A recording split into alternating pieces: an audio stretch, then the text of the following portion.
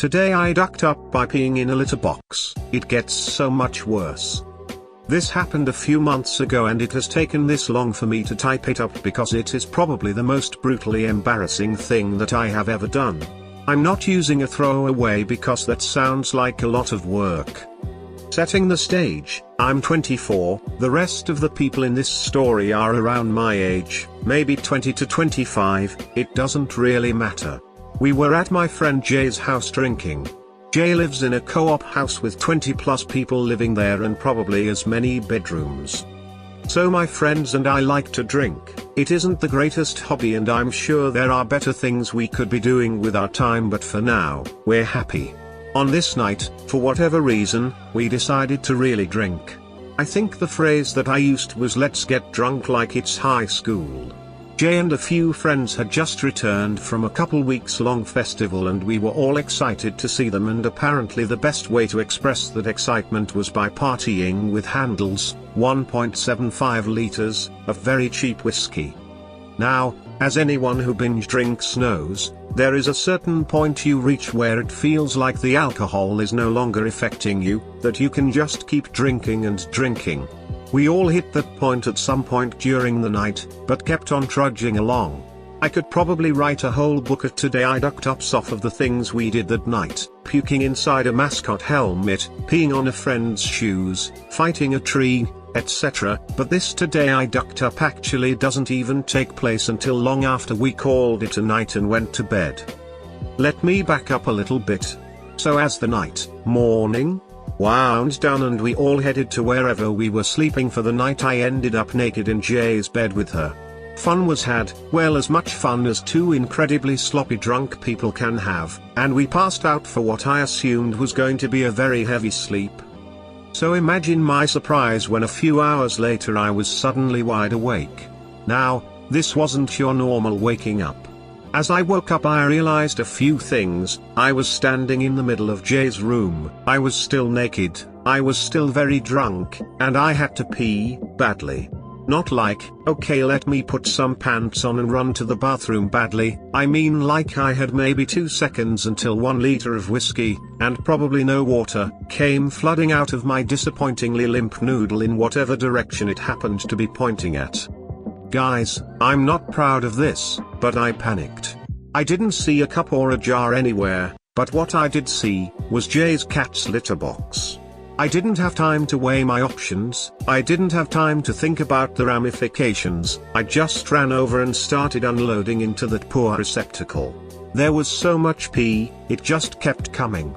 The entire time I keep stealing glances over to the bed to make sure that Jay was still fast asleep, that she wouldn't witness my shame.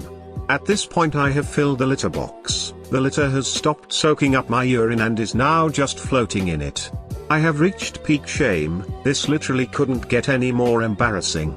Thank God she was still asleep. I finally finished up, shook myself dry, and started crawling around the floor looking for some clothes so I can dispose of my shame.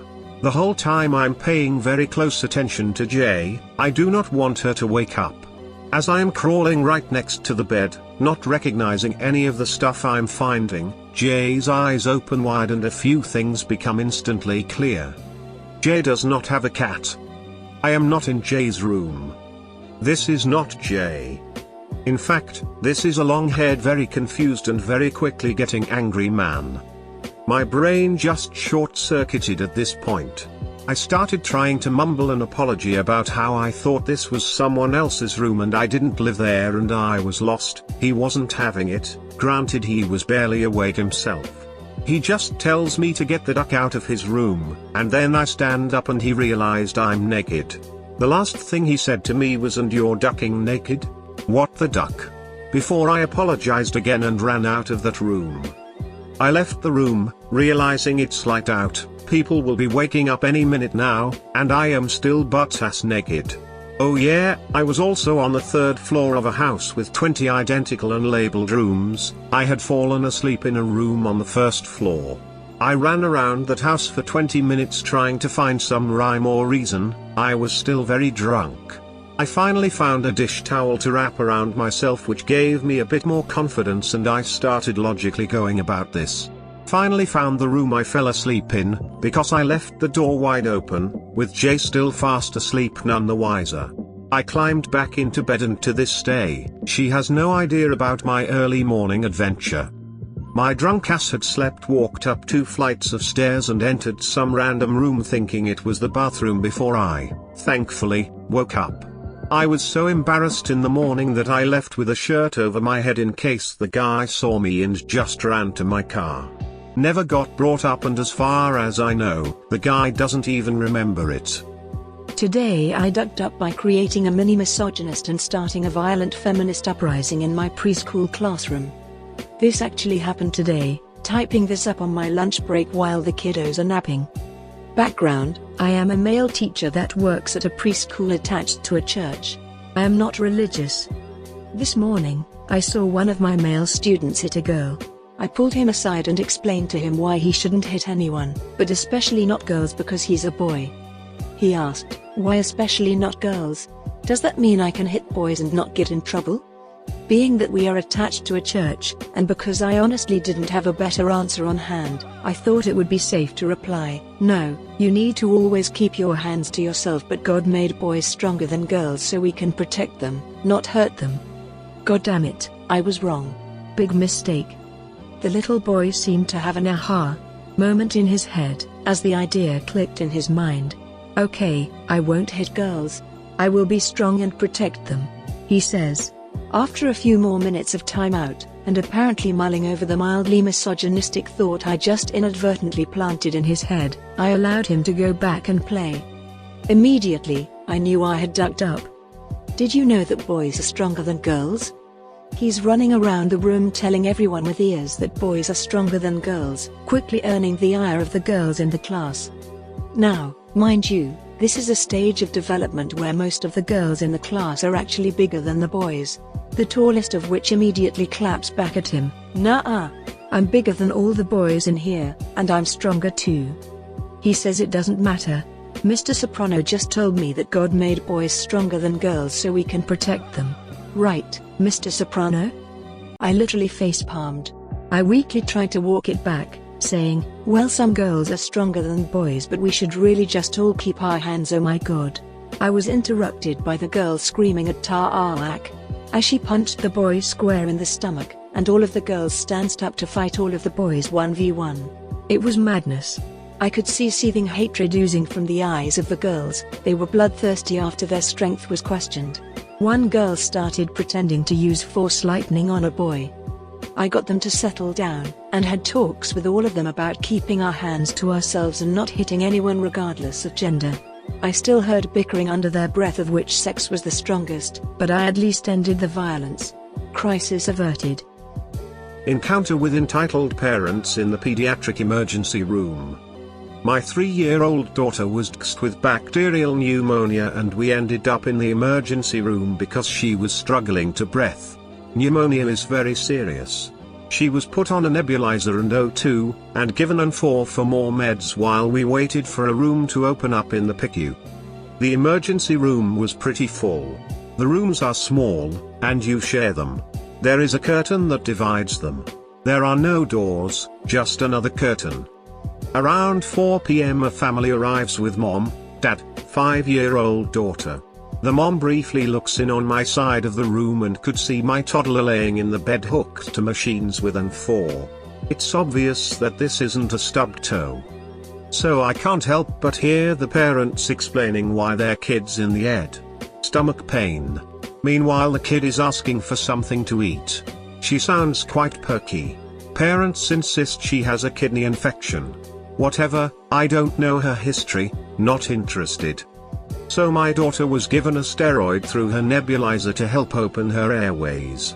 Her O2, which they wanted 90 or above, kept dipping down into the low 80s, making an alarm sound. The nebulizer makes some noise, and the side effect is hyperactivity, so my extremely sick kid was medically wired as hell. Within 30 minutes of arriving, the entitled parents call for a nurse and ask for a private room because their daughter needs to rest somewhere quiet. Meanwhile their daughter was blasting Ryan's toy review from her tablet, and loudly demanding chocolate chip cookies and milk. The nurse explains that there is no private rooms in the emergency room. My daughter then starts having a coughing fit, which is scary as her O2 drops off and she chokes until she vomits. I had 2 nurses in trying to help by suctioning her and patting her back. I'm trying to help her, my daughter is turning blue. I hear the entitled mother ask the nurse how long are they going to be expected to listen to that. Afterwards my daughter was wiped out and was crying a little, and the entitled mom rang for her nurse again and asked again for someplace quiet so her little girl can rest. Her daughter was making a lot of noise playing with something. Then they started playing with the lights. The room has a switch to control the lights on each side, and then a master switch to cut all the lights. My daughter is afraid of the dark. The entitled dad cuts the lights for the room, making it quite dark with the curtain over the doorway drawn. I tell my husband to turn on the lights on our side, which he does. The entitled mom calls her nurse to complain that it's too bright for her little girl to sleep. It's 5 p.m. The nurse explained that they are welcome to shut the lights off on their side but they have to leave our side alone. They complain a bit about how ill their daughter is. Meanwhile my daughter is drowning in her own lungs, which I'm sure they know as you can hear everything. Then nurse leaves and they shut the lights off for the entire room again.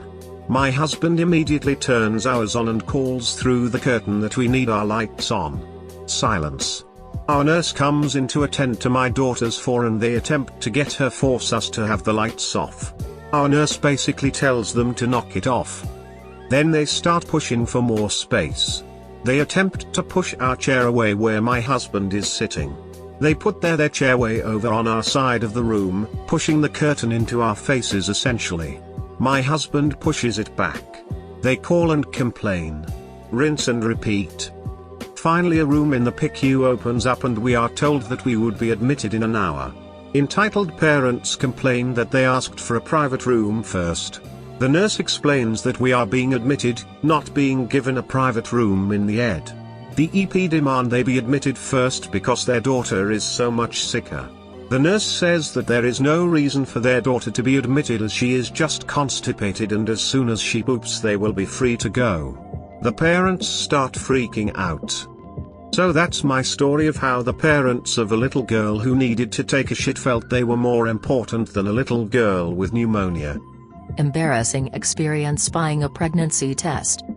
I'm about to have major word vomit. I apologize. I previously bought a box of pregnancy tests on Amazon because I was too embarrassed to buy them in person, and both tests were duds. So last night a friend and I went to Walmart to buy a pregnancy test. I'm not sure if all Walmarts lock up contraceptives/pregnancy tests, but this one did. I notified an employee that I needed someone to come unlock the case, so they sent a young girl, maybe early 20s, to come open it. As she's walking towards us, she goes, "Someone's getting lucky tonight." I just nervously laughed it off, in shock that she really just said that. She opened the case and I grabbed the box of pregnancy tests, and her whole demeanor changed. She looked at me like I had just ran over her puppy. Like, full-on horror and disgust. Then she says, "Oh, you think you're pregnant?" Maybe I'm just being sensitive, but that was so inappropriate to me. I wish I told the employee how inappropriate comments like those were, but in the moment, I was horrified. After walking away, my friend even turned to me and said, "Did you see how she looked at you?" It makes me mad. What if it was a young teenager, or someone who had been assaulted, going to buy condoms, or Plan B, or heck, a pregnancy test? In no situation would it be okay to make comments on that. Has anyone had an experience like this when buying condoms, pregnancy tests, Plan B? How did you handle it? I don't want this girl to lose her job, but I feel like someone needs to tell her this is not acceptable. Hey, if you want to see more similar videos like this one on daily basis, definitely hit that subscribe button and turn on your notification to see our tomorrow's even better video.